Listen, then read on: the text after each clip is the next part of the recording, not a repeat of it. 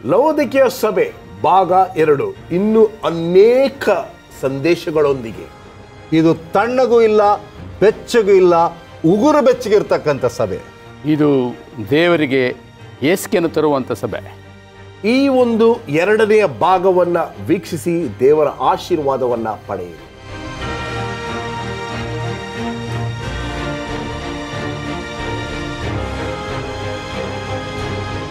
ನಮಸ್ಕಾರ ಪ್ರಿಯ ವೀಕ್ಷಕರೇ, ಯೇಸು ಕ್ರಿಸ್ತನ ಮಧುರ ನಾಮದಲ್ಲಿ ನಿಮ್ಮೆಲ್ಲರಿಗೂ ಸುಸ್ವಾಗತ. ರೆವಲೇಷನ್ ರಿವೀಲ್ಡ್ ಎಂಬತಕ್ಕಂಥ ಈ ಕಾರ್ಯಕ್ರಮದಲ್ಲಿ ನಮ್ಮೆಲ್ಲರಿಗೂ ಬೇಕಾಗಿರ್ತಕ್ಕಂಥ ಒಂದು ಮುಖ್ಯವಾಗಿರ್ತಕ್ಕಂಥ ಸಂದೇಶ ಆಧಾರಿತವಾಗಿರ್ತಕ್ಕಂಥ ಒಂದು ಕಾರ್ಯಕ್ರಮ. ಬನ್ನಿ, ಇವತ್ತು ಲವೋದಿಕೀಯ ಸಭೆಯ ಬಗ್ಗೆ ಕರೀಲಿಕ್ಕೆ ಹೋಗ್ತಾ ಇದ್ದೀವಿ. 2ನೆಯ ಭಾಗ. ನಮ್ಮ ಅತಿಥಿಗಳನ್ನು ಸ್ವಾಗತ ಮಾಡಿ ನಮ್ಮ ಈ ಕಾರ್ಯಕ್ರಮಕ್ಕೆ ಚಾಲನೆಯನ್ನು ನೀಡೋಣ. ಹಿರಿಯ ಬೋಧಕರು, ಅನುಭವಶಾಲಿಗಳು ಬಂದಿದ್ದಾರೆ. ಅವರನ್ನು ನಿಮ್ಮೆಲ್ಲರ ಪರವಾಗಿ ಸ್ವಾಗತ ಮಾಡಿಕೊಳ್ತೇನೆ. ಬೋಧಕರಾಗಿರ್ತಕ್ಕಂಥ ರಾಜದಾಸ್ ಮತ್ತು ಬೋಧಕರಾಗಿರ್ತಕ್ಕಂಥ ಕೆ ಪ್ರಸನ್ನಕುಮಾರ್. ನಮಸ್ಕಾರ. ನಮಸ್ಕಾರ. ತುಂಬ ಸಂತೋಷ ನೀವು ನಮ್ಮ ಕಾರ್ಯಕ್ರಮಕ್ಕೆ ಬಂದಿದ್ದು. ಲವೋದಿಕೀಯ ಸಭೆಯನ್ನು ನಾವು ಒಂದೇ ಕಾರ್ಯಕ್ರಮದಲ್ಲಿ ಮುಗಿಸ್ಬೇಕು ಅಂತ ಪ್ರಯತ್ನ ಪಟ್ವಿ. ಆದರೆ ಇರ್ತಕ್ಕಂಥ ಮಾಹಿತಿಗಳು ತುಂಬ ಜಾಸ್ತಿ ಇರೋ ಕಾರಣದಿಂದ ಈ 2ನೇ ಭಾಗಕ್ಕೆ ನಾವು ಬಂದಿದ್ದೇವೆ. ನಮ್ಮ ಸತ್ಯವೇದಗಳನ್ನು 3ನೇ ಅಧ್ಯಾಯ 17ನೇ ವಚನವನ್ನು ನಾವು ಓದಿ ನಮ್ಮ ಒಂದು ಪಾಠಕ್ಕೆ ಹೋಗೋಣ.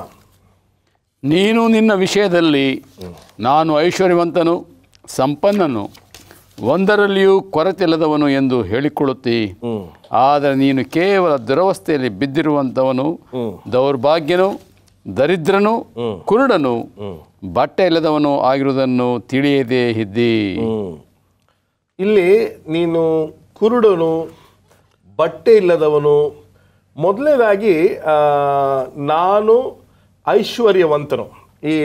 ಈ ಒಂದು ವಚನದ ಮೇಲೇ ಆಧಾರಿತವಾಗಿರ್ತಕ್ಕಂಥದ್ದು. ಅವರು ನೀರಿನ ತೊಂದರೆ ಬಂದಾಗ ಮತ್ತು ಅವರಿಗೆ ಒಂದು ಭೂಕಂಪ ಆದಾಗ ರೋಮ್ ಸಾಮ್ರಾಜ್ಯ ಮುಂದೆ ಬಂತಂತೆ. ಭೂಕಂಪ ಲವೋದಿಕ ಆ ಪಟ್ಟಣಕ್ಕೆ ಒಂದು ದೊಡ್ಡ ಭೂಕಂಪ ಬಂತಂತೆ. ಆ ದೊಡ್ಡ ಭೂಕಂಪದಲ್ಲಿ ತುಂಬ ನಾಶನಕ್ಕೆ ಒಳಪಟ್ರಂಥವ್ರು. ಆವಾಗ ರೋಮ್ ಸಾಮ್ರಾಜ್ಯ ಮುಂದೆ ಬಂದು ನಾವು ಕಟ್ಕೊಡ್ತೀವಿ ಅಂತ ಹೇಳಿದಾಗ, ಏನು ಬೇಕಾಗಿಲ್ಲ, ನಮ್ಮ ಹತ್ರ ಹಣ ಇದೆ, ನಾವು ನೋಡ್ಕೋತೀವಿ ಅಂತ ಹೇಳಿದ್ರಂತೆ. ಸೊ ಈ ರೀತಿಯಾಗಿ ಎಲ್ಲ ನಾನು ನಾನು ನಾನು ಎಂಬತಕ್ಕಂಥ ವಚನ, ಇದನ್ನು ವಿವರಿಸಿ ಪಾಸ್ಟರ್ ಪ್ರಸನ್ನಕುಮಾರ್. ಇಲ್ಲಿ ನಾನು ಎಂಬತಕ್ಕಂಥ ಪದದಲ್ಲಿ ಬಹಳ ಸ್ಪಷ್ಟವಾಗಿ ಒಬ್ಬರು ಹೇಳ್ತಾರೆ, pride in its prosperity led naturally to spiritual complacency. ಈ ಅಹಂಕಾರ, ನನಗೆಲ್ಲ ಇದೆ, ನಾನು ಐಶ್ವರ್ಯವಂತ, ನನಗೇನು ಅವಶ್ಯಕತೆ ಇಲ್ಲ ಎಂಬತಕ್ಕಂಥದ್ದು ನಮ್ಮನ್ನು ಆತ್ಮೀಕವಾದಂಥ ಸ್ವಾತೃಪ್ತಿ, ನಮ್ಮನ್ನು ನಾವೇ ತೃಪ್ತಿಪಡಿಸ್ಕೊಳ್ತಕ್ಕಂಥದ್ದು. ಈಗ ಎಷ್ಟೋ ಜನರು ಅನೇಕ ಸಾರಿ ಹೇಳ್ತಾರೆ, ನನಗೇನು ಬೇಕಾಗಿಲ್ಲ, ನಾನು ಚೆನ್ನಾಗೇ ಇದ್ದೇನೆ, ದೇವರಿಂದ ಆಶೀರ್ವಾದನೂ ಬೇಕಾಗಿಲ್ಲ, ಹಣ ಸಾಕಷ್ಟಿದೆ ಎಂಬುದಾಗಿ. ಆದರೆ ಹಣವು ನಿಮ್ಮನ್ನು ಐಶ್ವರ್ಯವಂತರನ್ನಾಗಿ ಮಾಡಬಹುದು, ಆತ್ಮಿಕವಾಗಿ ಐಶ್ವರ್ಯವಂತರನ್ನಾಗಿ ಮಾಡಲಿಕ್ಕೆ ಸಾಧ್ಯವೇ ಇಲ್ಲ. ಆಮೇಲೆ ಕೆಲವರು ಇಲ್ಲಿ ಕ್ಷಮಿಸಬೇಕು ಪಾಸ್ಟರ್ ಪ್ರಶ್ನೆ, ನೀವು ಹೇಳ್ತಾ ಇರ್ತಕ್ಕಂಥ ನಡುವೆ ಬಂದ್ಬಿಟ್ಟೆ. ಕೆಲವರು ಈ ಸಂದೇಶವನ್ನು ಕೊಡುವಾಗ ಕೂಡ ಪಾಸ್ಟರ್ ರಾಜದಾಸ್, ಬನ್ನಿ ಸ್ವಲ್ಪ ಬೈಬಲ್ ಸ್ಟಡಿಗೆ ಬನ್ನಿ, ಸ್ವಲ್ಪ ಕಲ್ತ್ಕೊಳ್ಳಿ ಅಂತ ಹೇಳಿದ್ರೆ, ಇಲ್ಲ ನಮಗೆ ನಾವು 4 ತಲೆಮಾರಿಂದ ಕ್ರೈಸ್ತರು, ನಮಗೆ ಸತ್ಯವೇದದಲ್ಲಿ ಎಲ್ಲ ಗೊತ್ತಿದೆ ಅಂತ ಕೆಲವರು ಮುಂದೆನೇ ಬರೋದಿಲ್ಲ.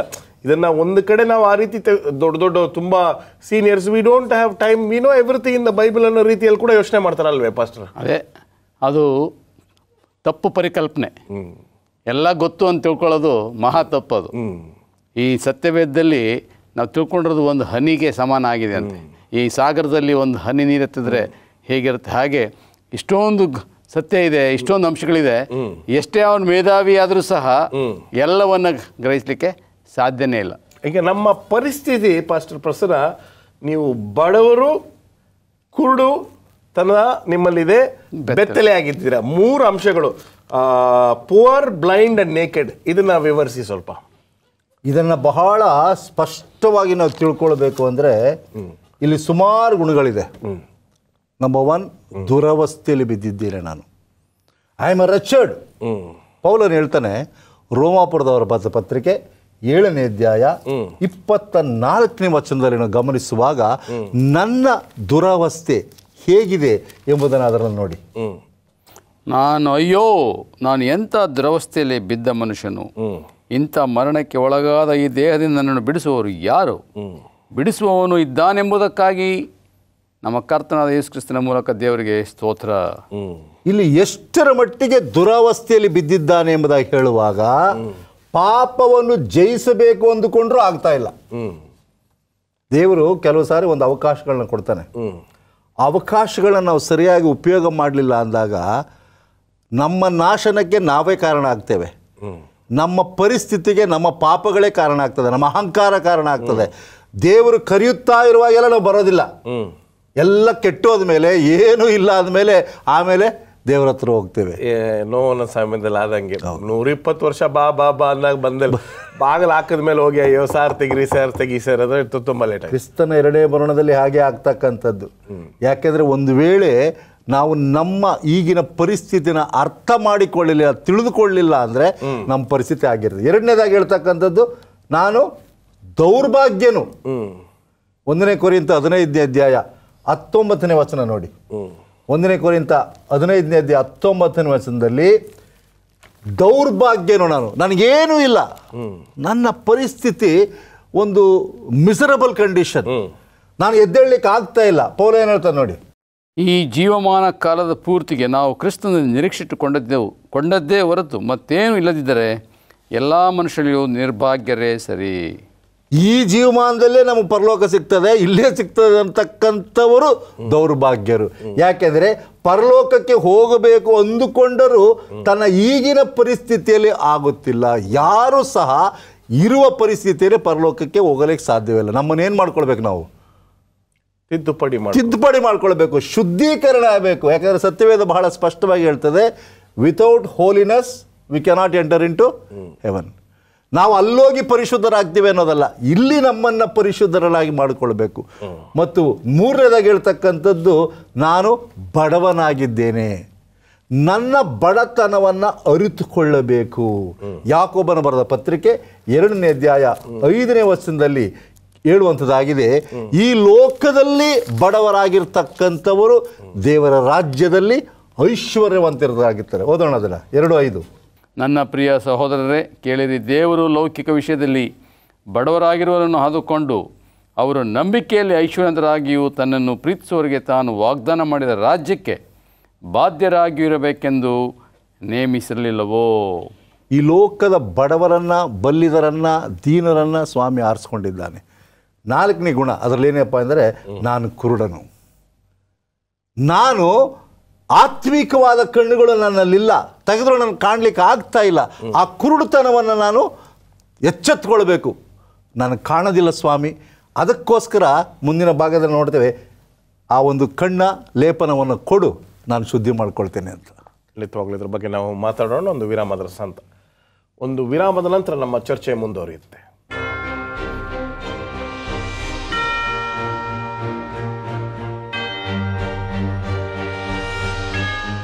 Welcome back. 18ನೇ ವಚನವನ್ನ ನಾವು ಓದೋಣ. ನೀನು ಐಶ್ವರ್ಯವಂತನಾಗುವಂತೆ ಬೆಂಕಿಯಲ್ಲಿ ಪುಟ ಹಾಕಿದ ಚಿನ್ನವನ್ನು, ಲಜ್ಜಾಸ್ಪದವಾದ ನಿನ್ನ ಬೆತ್ತಲತನವನ್ನು ಕಾಣಿಸದಂತೆ ಹೊದ್ದುಕೊಳ್ಳುವುದಕ್ಕಾಗಿ ಬಿಳಿ ವಸ್ತ್ರಗಳನ್ನು, ಕಣ್ಣು ಕಾಣುವಂತೆ ನಿನ್ನ ಕಣ್ಣುಗಳಿಗೆ ಹಚ್ಚುವುದಕ್ಕಾಗಿ ಅಂಜನವನ್ನು ನನ್ನಿಂದ ಕೊಂಡುಕೊಳ್ಳಬೇಕೆಂದು ನಿನಗೆ ಬುದ್ಧಿ ಹೇಳುತ್ತೇನೆ. ಈ 17ನೇ ವಚನದಲ್ಲಿ ಬೇಕಾಗಿರ್ತಕ್ಕಂಥದ್ದನ್ನೆಲ್ಲ 18ನೇ ವಚನದಲ್ಲಿ ನಾವು ಓದಲಿಕ್ಕೆ ಸಾಧ್ಯವಾಗ್ತಾ ಇದೆ. ಇದನ್ನು ಸ್ವಲ್ಪ ವಿವರಿಸಿ. 17ನೇ ವಚನದಲ್ಲಿ ಇನ್ನೊಂದು ಅಂಶವನ್ನು ನಾವು ಕಲ್ತುಕೊಳ್ಬೇಕಾದ ಯಾವುದಂದ್ರೆ, ಬೆತ್ತಲೆ ಆಗಿದ್ದೇನೆ, ನಾನು ಬಟ್ಟೆ ಇಲ್ಲದವನಾಗಿದ್ದೇನೆ. ಲವೋದಿಕೀಯ ಸಭೆಯು ಕುರುಡುತನದಿಂದ ತನ್ನನ್ನು ತಾನೇ ಮೋಸ ಮಾಡಿಕೊಳ್ಳುತ್ತದೆ. ಯೆಶಾಯ 64ನೇ ಅಧ್ಯಾಯ 6ನೇ ವಚನವನ್ನು ಗಮನಿಸುವಾಗ ಅದರ ಪರಿಸ್ಥಿತಿ ಗೊತ್ತಾಗುವಂಥದ್ದಾಗಿದೆ. ಯೆಶಾಯ 64:6. ನಾವೆಲ್ಲರೂ ಅಶುದ್ಧನ ಆಗಿದ್ದೇವೆ, ನಮ್ಮ ಧರ್ಮ ಕಾರ್ಯಗಳೆಲ್ಲ ಹೊಲೆಯ ಬಟ್ಟೆ ಅಂತಿದೆ. ನಾವೆಲ್ಲರೂ ತರಗೆಲೋಪಾದಿಯಲ್ಲಿ ಒಣಗಿ ಹೋಗಿದ್ದೇವೆ, ನಮ್ಮ ಅಪರಾಧಗಳು ಬಿರುಗಾಳಿಯ ಪ್ರಕಾರ ನಮ್ಮನ್ನು ಬಡಿದುಕೊಂಡು ಹೋಗಿವೆ. ಇದು ನಮ್ಮ ಪರಿಸ್ಥಿತಿ. ನಾವ್ಯಾರೂ ಸಹ ನೀತಿವಂತರಲ್ಲ. ನಮ್ಮ ನೀತಿವಂತಿಕೆ ಯಾರ್ದು ಹೋಲಿಸಲ್ಪಟ್ಟಿದೆ? ಒಲೆಯ ಬಟ್ಟೆಗೆ ಹೋಲಿಸಲ್ಪಟ್ಟಿದೆ. ಚಿಂದಿ ಬಟ್ಟೆ ಅಂತ. ಚಿಂದಿ ಬಟ್ಟೆ. ನಾನು ಎಷ್ಟೇ ಬೆಲೆಯುಳ್ಳ ಬಟ್ಟೆಗಳನ್ನ ಹಾಕಿದ್ದಾಗೂ ಸಹ ಇನ್ಸೈಡ್ ಐ ಆಮ್ ನೇಕೆಡ್. ಸ್ವಾಮಿ ಹೇಳ್ತಾನೆ, ನಾನು ಕೊಡುವ ಈ ಒಂದು ನೀತಿಯ ವಸ್ತ್ರವನ್ನು ನೀನು ಒದ್ದುಕೊಳ್ಳದೆ ಇದ್ರೆ ನಿನ್ನ ಬೆತ್ತಲೆತನವನ್ನು ಮುಚ್ಚಲಿಕ್ಕೆ ಸಾಧ್ಯವಿಲ್ಲ. ಯೇಸು ಸ್ವಾಮಿ ಆದಾಮ್ ಮತ್ತು ಅವ್ವಳನ್ನು ಅವರು ಎಲೆಗಳನ್ನು ಹಾಕೊಂಡು ತಮ್ಮ ಬೆತ್ತಲೆತನವನ್ನು ಮುಚ್ಚಿಕೊಂಡಿದ್ರು.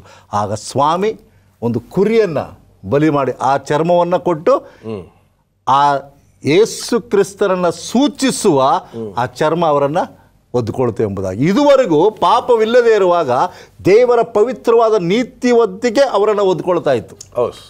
ಆದರೆ ನಾವು ಪರಲೋಕಕ್ಕೆ ಹೋಗುವಾಗ ಮತ್ತೊಮ್ಮೆ ಆ ನೀತಿವಂತಿಕೆ ನಮ್ಮಲ್ಲಿ ಬರುವಂಥದ್ದಾಗಿದೆ. ಹಾಗಿರುವಲ್ಲಿ ಇದನ್ನು ಹೇಳ್ತಕ್ಕಂಥದ್ದು, ನೀನು ಐಶ್ವರ್ಯವಂತನಾಗಿದ್ದೀಯಾ, ಆದರೆ ನೀನು ನಿಜವಾಗಲೂ ಐಶ್ವರ್ಯವಂತನಾಗಬೇಕಾದ್ರೆ ನಾನು ಕೊಡುವ ಸಲಹೆಗಳನ್ನ ತೆಗೆದುಕೊಳ್ಬೇಕು.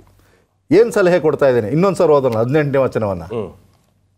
ನೀನು ಐಶ್ವರ್ಯವಂತನಾಗುವಂತೆ ಬೆಂಕಿಯಲ್ಲಿ ಪುಟ ಹಾಕಿದ ಚಿನ್ನವನ್ನು, ಲಜ್ಜಾಸ್ಪದವಾದ ನಿನ್ನ ಬೆತ್ತಲೆತನವನ್ನು ಕಾಣಿಸದಂತೆ ಹೊದ್ದುಕೊಳ್ಳುವುದಕ್ಕಾಗಿ ಬಿಳಿ ವಸ್ತ್ರಗಳನ್ನು, ಕಣ್ಣು ಕಾಣುವಂತೆ ನಿನ್ನ ಕಣ್ಣುಗಳಿಗೆ ಹಚ್ಚುವುದಕ್ಕಾಗಿ ಅಂಜನವನ್ನು ನನ್ನಿಂದ ಕೊಂಡುಕೊಳ್ಳಬೇಕೆಂದು ನಿನಗೆ ಬುದ್ಧಿ ಹೇಳುತ್ತೇನೆ. ಸ್ವಾಮಿ ಒಂದು ಸಲಹೆಯನ್ನು ಕೊಡ್ತಾ ಇದ್ದಾರೆ.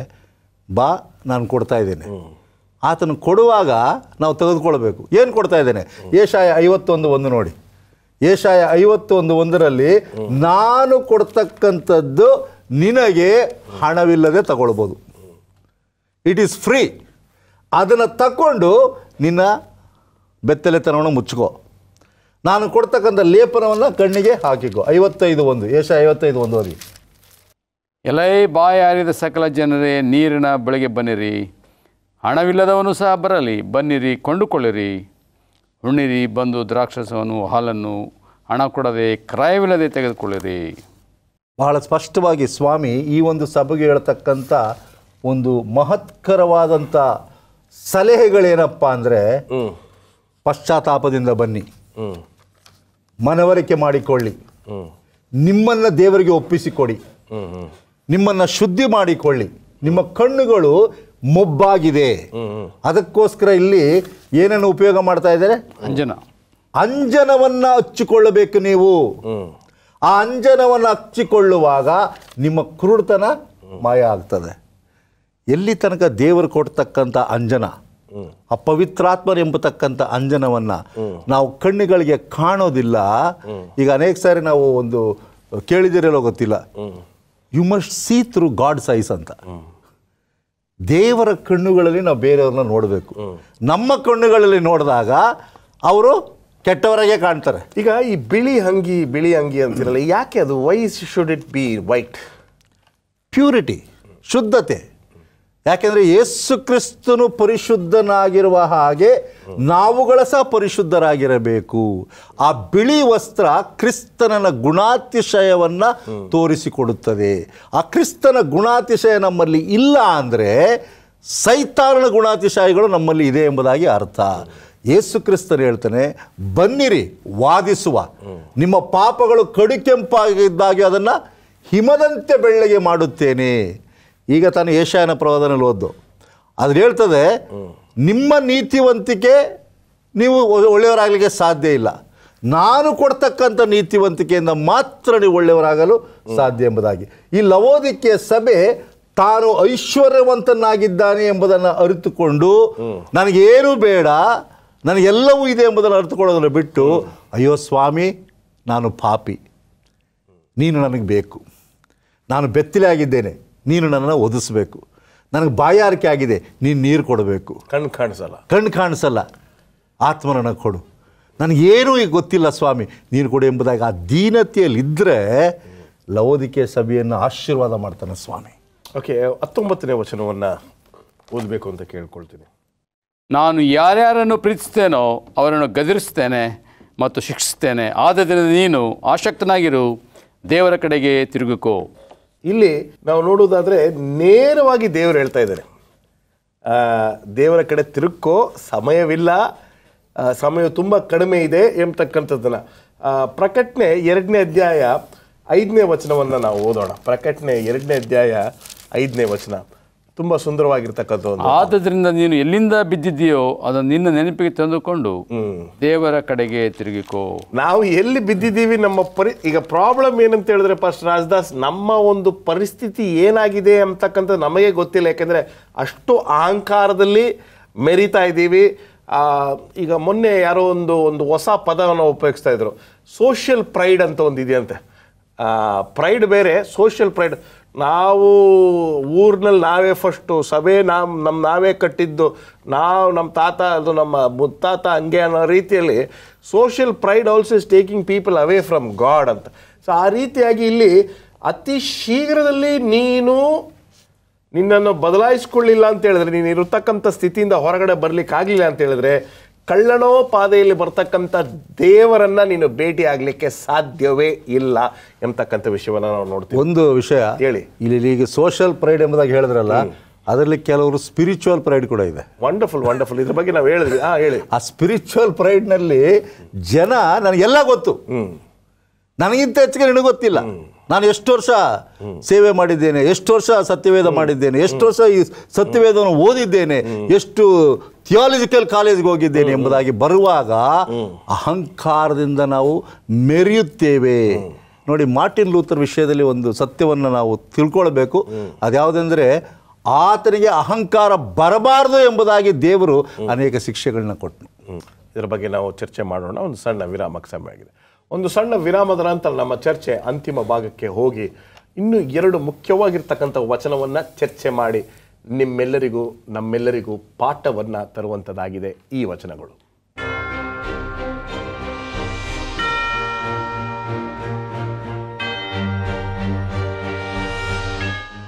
Welcome back. ಈ ಲವೋದಿಕೀಯ ಸಭೆಯ ಬಗ್ಗೆ ನಾವು ಕಲಿಯುವಾಗ ದೇವರು ಯಾರನ್ನ ಪ್ರೀತಿಸ್ತಾನೋ ಆತನನ್ನು ಗದರಿಸ್ತಾನೆ, ಆತನನ್ನು ಸರಿಪಡಿಸ್ತಾನೆ. ಈ ವಚನ ತುಂಬ ಇಷ್ಟ ನನಗೆ. ಯೋಬ 5ನೇ ಅಧ್ಯಾಯ 17ನೇ ವಚನ ದಯವಿಟ್ಟು. ಇಗೋ, ದೇವರು ಯಾವನನ್ನು ಶಿಕ್ಷಿಸುವನೋ ಅವನು ಧನ್ಯನು, ಸರ್ವಶಕ್ತನ ದಂಡನೆಯನ್ನು ತಾತ್ಸಾರ ಮಾಡಬೇಡ. ಈ ಒಂದು ಲವೋದಿಕೀಯ ಸಭೆಯ ಬಗ್ಗೆ ನಾವು ಮಾತಾಡುವಾಗ, ಅಥವಾ 7 ಸಭೆಗಳ ಬಗ್ಗೆ ಫುಲ್ಲಾಗಿ ಸಂಪೂರ್ಣವಾಗಿ ಮಾತಾಡುವಾಗ, ದೇವರು ಮನುಷ್ಯನನ್ನು ಎಷ್ಟು ಪ್ರೀತಿಸಿದ್ದಾನೆ ಅಂದರೆ ಆತನಿಗೆ ಶಿಕ್ಷೆ ಕೊಟ್ಟು, ಆಗಿನ ಕಾಲದಲ್ಲಿ ಹಳೆ ಒಡಂಬಡಿಕೆಯಲ್ಲಿ ವೈರಿಗಳು ಬಂದು ದೇವರ ಜನರನ್ನ ಬಂಧನಕ್ಕೆ ಒಳಪಡಿಸ್ತಾ ಇದ್ರು. ಆ ರೀತಿಯಾಗಿ ಈಗ ಈ ಲವೋದಿಕೀಯ ಸಭೆಯ ಸಾರಾಂಶ ಅಥವಾ 7 ಸಭೆಗಳ ಸಾರಾಂಶ ಏನಂತ ಹೇಳಿದ್ರೆ, I love you very much, that's why correct you. ನಾನು ನಿನ್ನ ತುಂಬ ಪ್ರೀತಿಸ್ತೀನಿ, ಅದಕ್ಕೆ ನಾನು ನಿನ್ನ ಶಿಕ್ಷೆಗೆ ಒಳಪಡಿಸ್ತೀನಿ ಅಂತ. ಸೊ ಮುಂದೆ ಹೋಗೋಣ. 20ನೇ ವಚನ, ಪ್ರಕಟಣೆ 3ನೇ ಅಧ್ಯಾಯ 20ನೇ ವಚನಕ್ಕೆ ನಮ್ಮ ಗಮನವನ್ನು ಹರಿಸೋಣ. ಇಗೋ, ಬಾಗಿಲಲ್ಲಿ ನಿಂತುಕೊಂಡು ತಟ್ಟುತ್ತಾ ಇದ್ದೇನೆ, ಯಾವನಾದರೂ ನನ್ನ ಶಬ್ದವನ್ನು ಕೇಳಿ ಬಾಗಿಲನ್ನು ತೆರೆದರೆ ನಾನು ಒಳಗೆ ಬಂದು ಅವನ ಸಂಗಡ ಊಟ ಮಾಡುವೆನು, ಅವನು ನನ್ನ ಸಂಗಡ ಊಟ ಮಾಡುವನು. ಪಾಸ್ಟರ್ ರಾಜದಾಸ್, ಯಾಕೆ ಹೊರಗಡೆ ನಿಂತಿದ್ದಾರೆ ದೇವರು? ನಾವು ರಾಗವನ್ನು ಹಾಡ್ತೇವೆ, ಹೃದಯ ಎಂಬ ಬಾಗಿಲ ಬಳಿಯಲ್ಲಿ ಯೇಸು ಸರಿ ಸದಯವಾಗಿ ತಟ್ಟುತ್ತಿರುವ. ಇವತ್ತು ನಮ್ಮ ಸ್ವಾಮಿ ಯಾವುದೇ ಹೃದಯಕ್ಕೆ ಅಥವಾ ಮನೆಗಳಿಗೆ ಫೋರ್ಸ್ಫುಲ್ ಆಗಿ ಒತ್ತಾಯದಿಂದ ನುಗ್ಗುವಂಥ ದೇವರಲ್ಲ. ಆತನು ಬಹಳ ದೀನತೆಯಿಂದ ವಿಜ್ಞಾಪನೆ ಮಾಡುವಂಥ ದೇವರಾಗಿದ್ದಾನೆ. ಇವತ್ತು ಸ್ವಾಮಿ ಒಳಗೆ ಬರಬೇಕಾದ್ರೆ ನಾವು ತೆಗಿಬೇಕು. ಆತನೇ ಬರುವಂಥ ಯಾವುದಕ್ಕೂ ಸ್ವಾಮಿ ಒತ್ತಾಯ ಮಾಡಲ್ಲ. ಸ್ವಾಮಿ ನಮಗೆ ಸ್ವತಂತ್ರ ಕೊಟ್ಟಿದ್ದಾನೆ. ನಾವು ಆತನ ಸ್ವಾಗತಿಸಿದ್ರೆ, ನಾವು ತೆರೆದ್ರೆ ಆತನ ಬರ್ತಾನೆ, ತೆರೆದು ಮುಚ್ಕೊಂಡ್ರೆ ಆತ ಹೊರಗೆ ಇರ್ತಾನೆ. ಇಲ್ಲಿ ಈ ವಾಕ್ಯದಲ್ಲಿ ಹೋಗ್ತೇವೆ, ಸ್ವಾಮಿ ನಾವು ತೆರೆ ತನಕ ತಟ್ತಾನೆ ಇರ್ತಾನೆ. ಅಂದರೆ ಭಾಳ ಸಮಯ ಕೊಡ್ತಾನೆ, ದೀರ್ಘಶಾಂತನಾಗಿ ತಟ್ತಾ ಇದ್ದಾನೆ. ಕೆಲವರು ತಾತ್ಸಾರ ಮಾಡ್ತಿದ್ದಾರೆ, ಕೆಲವರು ಸ್ವೀಕಾರ ಮಾಡ್ತಿದ್ದಾರೆ. ಈ ಬಿಟ್ಟದು ಅವ್ರಿಗೇನೆ ಇಲ್ಲ. ಯಾಕೆ ಹೇಳ್ತೀನಿ ಅಂದರೆ, ಈ 20ನೇ ವಚನನ ಬೋಧಕರುಗಳು ಒಂದು 30 ಕೋಟಿ ಅಥವಾ 50 ಕೋಟಿ ಸರಿ ಇದರಿಂದ ಪ್ರಸಂಗ ಮಾಡಿರ್ತಾರೆ. ಆದರೆ ಇದ್ರ ಹಿಂದೆ ಏನಿದೆ, ಇದ್ರ ಮುಂದೆ ಏನಿದೆ ಅಂತ ಮರ್ತು ಬಿಡ್ತಾರೆ. I am talking about the other denominations who don't use this 7 churches as an example. ಈ 7 ಸಭೆಗಳನ್ನು ಒಂದು ಉದಾಹರಣೆಯಾಗಿ ಸಭೆಯಲ್ಲಿ ಸಂದೇಶ ಮಾಡದೇ ಇರ್ತಕ್ಕಂಥವ್ರಿಗೆ ಈ ವಿಷಯವನ್ನು ನಾನು ಹೇಳ್ತಾ ಇದ್ದೀನಿ. ಬರೀ ಹೃದಯ ಎಂಬ ಬಾಗಿಲ ಬಳಿಯಲ್ಲಿ ಯೇಸು ಸ್ವಾಮಿ ನಿಂತು ಸದಾ ತಟ್ಟುತ್ತಿರುವಂಥ ಪ್ರಸಂಗ ಮಾಡ್ತಾರೆ. ಅದನ್ನು ಯಾಕೆ ಅದನ್ನು ಮಾಡ್ತಾ ಇದ್ದಾರೆ? ಅದು ನಮ್ಮ ಸಭೆಗೆ ನಮ್ಮನ್ನು ಎಚ್ಚರಿಸಿಕೊಳ್ಳುವಂಥ ಒಂದು ಸಂದೇಶ ಎಂಬತಕ್ಕಂಥ ವಿಷಯವನ್ನು ಮರಿತೀವಿ. ಏನಂತೀರಾ ಪಾಸ್ಟರ್ ಪ್ರಸನ್ನ ಕುಮಾರ್? ಖಂಡಿತವಾಗಿ ಹೃದಯ ಎಂಬತಕ್ಕಂಥದ್ದು ಯೆರೆಮೀಯ 17ನೇ ಅಧ್ಯಾಯ 9ನೇ ವಚನ ಹೇಳುವ ಹಾಗೆ ಅತೀ ವಂಚಕವಾದದ್ದು. ಗುಣಪಡಿಸಲಾಗದ ಗಾಯ, ರೋಗ ಅದರಲ್ಲಿದೆ. ಹಾಗಿರುವಲ್ಲಿ ಶ್ರೀಮತಿ ವೈಟಮ್ ಅವರು ಭಾಳ ಚೆನ್ನಾಗಿ ಹೇಳ್ತಾರೆ ಒಂದು ಪುಸ್ತಕದಲ್ಲಿ, ಅನೇಕರ ಹೃದಯವು ಹೊಲಸಿನಿಂದ ತುಂಬಿಕೊಂಡಿರೋದ್ರಿಂದ ಅವ್ರ ಬಾಗಿಲನ್ನೂ ತೆರೆಯಲಿಕ್ಕಾಗ್ತಾ ಇಲ್ಲ. ಇಲ್ಲ, ನಮ್ಮ ತಂದೆ ಇದನ್ನು ತುಂಬ ಚೆನ್ನಾಗಿ ಹೇಳ್ತಾ ಇದ್ರು ಪ್ರಸಂಗದಲ್ಲಿ. ಒಳಗಡೆ ಏನೋ ಇದೆ, ಬೇರೆ ಯಾವುದೋ ವಿಚಾರದಲ್ಲಿ ಬ್ಯುಸಿ ಆಗಿದ್ರೆ ಮಾತ್ರ ಬಾಗಿಲು ಮುಚ್ಚಿರುತ್ತಂತೆ. The door will always be closed if you are busy inside doing something else. ಈಗ why is Jesus standing outside is because you are busy inside the house. ಅದಕ್ಕೆ ದೇವರು ಹೊರಗಡೆ ನಿಂತ್ಕೊಂಡಿದ್ದಾನೆ, ತಟ್ತಾ ಇದ್ದಾನೆ. ನಾವು ಬ್ಯುಸಿಯಾಗಿ ನಮ್ಮ ಲೌಕಿಕವಾಗಿರ್ತಕ್ಕಂಥ ವಿಚಾರಗಳಲ್ಲಿ ನಾವು ತೊಡಗಿದ್ದೇವೆ. ಅದಕ್ಕೆ ಅಥವಾ ಅದನ್ನು ಇನ್ನೊಂದು ರೀತಿ ಕೂಡ ಹೇಳ್ತಾರೆ, ಅಲ್ಲಿ ಬೇರೆ ಯಾರೋ ಇದ್ದಾರೆ, ಅದಕ್ಕೆ ಯೇಸು ಸ್ವಾಮಿ ಒಳಗೆ ಬರ್ತಾ ಇಲ್ಲ ಅಂತ. ಅದು ಯಾರಿದ್ದಾರೆ ಅಂತ ನಾವೇ ಫಸ್ಟು ಕಂಡುಹಿಡಿಬೇಕು. ಏನಂತೀರ? ಖಂಡಿತವಾಗಿ. ಎಲ್ಲಿ ಹೃದಯ ಖಾಲಿ ಇರ್ತದೆ ಅಲ್ಲಿ ಸೈತಾನ ಬಹಳ ಸುಲಭವಾಗಿ ಬರ್ತಾನೆ. ನಮ್ಮ ಹೃದಯವನ್ನ ದೇವರಿಗೆ ಒಪ್ಪಿಸಿಕೊಟ್ಟಾಗ, ಆ ಹೃದಯದಲ್ಲಿ ದೇವರು ವಾಸ ಮಾಡುವಾಗ ಸೈತಾನು ಬರಲಿಕ್ಕೆ ಅವಕಾಶಗಳು ಇಲ್ಲ. ಇವತ್ತು ನಮ್ಮ ಹೃದಯವು ಬೇರೆ ಎಲ್ಲ ವಿಷಯಗಳಿಂದಲೂ ತುಂಬಿಕೊಂಡಿದೆ. ಯೇಸು ಸ್ವಾಮಿಯು ತಟ್ಟುತ್ತಿರುವ ಆ ಸ್ವರವನ್ನು ಕೇಳಲಾರದಷ್ಟು ಬ್ಯುಸಿ ಆಗಿಬಿಟ್ಟಿದೆ ಒಳಗಡೆ. ಪಾತ್ರೆಗಳು, ಟಿ ವಿ ಸೌಂಡು, ಜಗಳಗಳು ಇವೆಲ್ಲವೂ ತುಂಬಿಕೊಂಡಿರೋದ್ರಿಂದ ಹೃದಯ ಎಂಬತಕ್ಕಂಥ ಬಾಗಿಲು ದೇವರ ಸ್ವರಕ್ಕೆ ಕಿವಿಗೊಡುತ್ತಿಲ್ಲ. ಒಂದು ವೇಳೆ ಹಾಗೆ ಕಿವಿಗೊಟ್ಟರೆ ಸ್ವಾಮಿ ಹೇಳ್ತಾನೆ, ನಾನು ಒಳಗಡೆ ಬಂದು ನಿಮ್ಮ ಜೊತೆಯಲ್ಲಿ ಊಟ ಮಾಡ್ತೇನೆ. ಎಂಥ ಒಂದು ದೇವರು ನಮ್ಮ ಹೃದಯದಲ್ಲಿ ಬಂದು ಊಟ ಮಾಡ್ತೇನೆ ಎಂಬತಕ್ಕಂಥ ಅರ್ಥ ಏನಪ್ಪ ಅಂದರೆ, ನನ್ನ ಹೃದಯದ ಒಳಗೆ ಬಂದು ನನ್ನ ಹೃದಯದ ಕಲ್ಮಶವನ್ನು ತೆಗೆದಾಕ್ತಾನೆ, ನನ್ನ ಹೃದಯವನ್ನು ಶುದ್ಧೀಕರಿಸ್ತಾನೆ, ನನ್ನ ಹೃದಯವು ಪರಿಶುದ್ಧರಾಗುವಂತೆ ಮಾಡುತ್ತಾನೆ. ದೇವರಿಗೆ ಒಂದು ಅವಕಾಶ ಮಾಡಿಕೊಡಬೇಕು.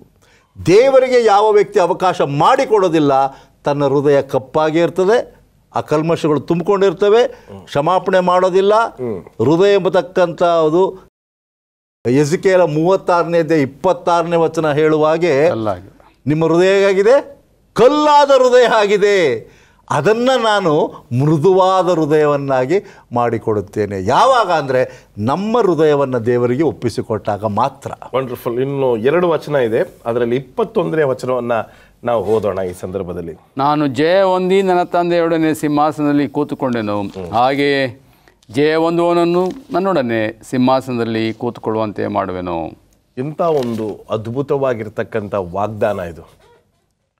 ನಿನ್ನನ್ನು ನೀನೇ ಬದಲಾಯಿಸ್ಕೊ, ನಾನು ಹೇಳಿದ್ದನ್ನು ನೀನು ಮಾಡು, ನಾನು ನನ್ನ ತಂದೆಯ ಬಳಿಯಲ್ಲಿ ಕೂತಿರ್ತೀನಿ, ನೀನು ಕೂಡ ನನ್ನ ಜೊತೆಯಲ್ಲಿ ಕೂತ್ಕೊಂಡಿರ್ತೀಯ ಅಂತಕ್ಕಂಥ ನೇರವಾಗಿರ್ತಕ್ಕಂಥ ಈ ಅದ್ಭುತವಾಗಿರ್ತಕ್ಕಂಥ ಈ ಒಂದು ವಾಗ್ದಾನ ನಿಮ್ಗೇನು ಅನಿಸುತ್ತೆ ಪಾಸ್ಟರ್ ರಾಜದಾಸ್?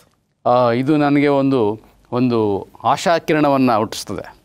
ಸ್ವಾಮಿ ಒಂದು ಸ್ವಾಗತವನ್ನು ನೀಡಿ, ನಾನು ನಿಮಗೆ ಜಯ ಕೊಡ್ತೇನೆ, ನೀವು ಜಯ ಹೊಂದಿದ್ರೆ ನಾನು ನಿಮಗೆ ಬಹುಮಾನ ಕೊಡ್ತೇನೆ. ಏನು ಬಹುಮಾನ? ಆ ಸ್ವಾಮಿ ನನ್ನೊಡನೆ ಕೂತ್ಕೊಂಡು ಭೋಜನ ಮಾಡ್ತಕ್ಕಂಥದ್ದು. ಎಲನ್ ವೈಟ್ ಅವ್ರು ಹೇಳ್ತಾರೆ, ಟೆಸ್ಟಿಮನೀಸ್ ವಾಲ್ಯೂಮ್ ಮೊದಲನೇ ಸಂಚಿಕೆ ಅಲ್ಲಿ ಸ್ವಾಮಿ ಒಂದು ಬೆಳ್ಳಿಯ ಮೇಜನ್ನು ತಯಾರು ಮಾಡಿದಾರಂತೆ.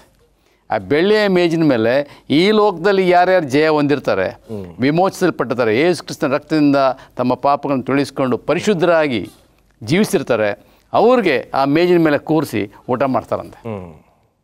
ಇವತ್ತು ಅಲ್ಲಿ ಪ್ರವೇಶ ಆಗಬೇಕಾದ್ರೆ ಇವತ್ತು ಇಲ್ಲಿ ನಾವು ಸ್ವಾಮಿಯನಿಗೆ ನಮ್ಮ ಹೃದಯದಲ್ಲಿ ಪ್ರವೇಶ ಆಗ್ಲಿಕ್ಕೆ ಬಿಡಬೇಕು. ಆವಾಗ ಮಾತ್ರ ಆ ಒಂದು ಮೇಜಿನ ಮೇಲೆ ಕೂತ್ಕೊಳ್ಳೋಕ್ಕೆ ನಮಗೆ ಒಂದು ಅವಕಾಶ, ಆ ಒಂದು ಸಹಭೋಜನದಲ್ಲಿ ಪಾಲ್ಗೊಳ್ಳಿಕ್ಕೂ ಸಹ ಸಾಧ್ಯ ಆಗುತ್ತೆ. ಅಂತಿಮವಾಗಿ ಈ 22ನೇ ವಚನವನ್ನು ದಯವಿಟ್ಟು ನೀವು ಓದಬೇಕು ಅಂತ ನಾನು ನಿಮ್ಮನ್ನು ಕೇಳಿ. ದೇವರ ಆತ್ಮನು ಸಭೆಗಳಿಗೆ ಹೇಳುವುದನ್ನು ಕಿವಿಯುಳ್ಳವನು ಕೇಳಲಿ. ಈ ಕಾರ್ಯಕ್ರಮವನ್ನು ನೋಡ್ತಾ ಇರ್ತಕ್ಕಂಥವರು, ಕಣ್ಣಿರೋರ್ತಕ್ಕಂಥವ್ರು ನೋಡ್ರಿ, ಕಿವಿ ಇರ್ತಕ್ಕಂಥವ್ರು ಕೇಳ್ರಿ.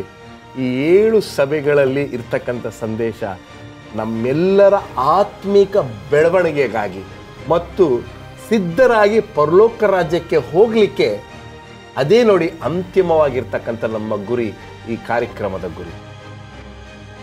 ಈ ಕಾರ್ಯಕ್ರಮ ನಡೆಸಿಕೊಟ್ಟಂಥ ಈ 2 ಅನುಭವಶಾಲಿಗಳಿಗೆ ನಿಮ್ಮೆಲ್ಲರ ಪರವಾಗಿ ಕೃತಜ್ಞತೆಗಳನ್ನು ನಾವು ಸಲ್ಲಿಸೋಣ. ನಮಸ್ಕಾರ.